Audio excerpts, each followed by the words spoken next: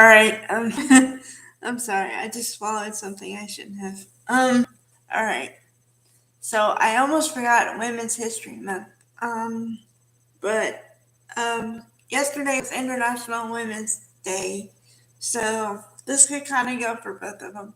Um, Gloria Estefan and her music. That's what I'm gonna focus on mostly because that's her career. I mean, she's dabbled in acting a little bit, but she's mostly done music for at least 30 years. So, okay. As I've said before, I am part Hispanic from my mom's side, and, um, I'm afraid this is gonna get a little personal, although I didn't plan on it. My mom didn't really give me a lot of things to build a life on, but she gave me love for part of my heritage, and it's Spanish and Spanish music and some Spanish food and stuff like that. And also, I'm afraid to say the temper. Sometimes when you get me really mad, I go off in about 30 seconds.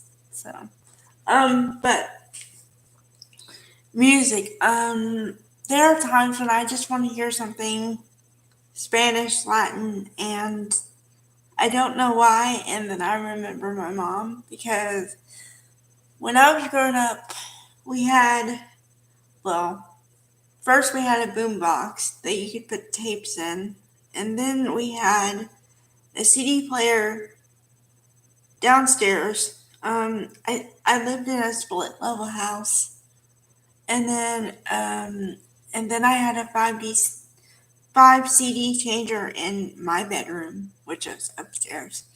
Um, but so she would always be playing Spanish music of some sort. Carlos Santana, Gloria Estefan, uh, you know, you name it. If it was Spanish in some way, she probably listened to it. I've listened to Oyo Como Va too many times. But Gloria Estefan really hit a nerve with me in a good way because it was the 80s and everything that she did had a beat to it. And for some reason, that's carried on in my life that I love anything with a beat that I can kind of dance to. So, starting with, she was in a group called Gloria Estefan and the Miami Sound Machine. So, they did really Spanish stuff like conga, get on your feet, really dance tunes, and then she slowed it down a little bit, and then she would speed it up, and so it was either you were dancing or you were romantic, one or the other. And it got me thinking about it because I just happened to stumble upon a John Cicada video, and if you don't know, he was a backup singer for Gloria Estefan, and she actually appeared in his music video for Just Another Day. But I kind of feel bad for him because he's known for his entire life the fact that he was Gloria Estefan's backup singer. So, but in his own right, he had a couple of hits. He wasn't a one-hit wonder. He had 3, I think.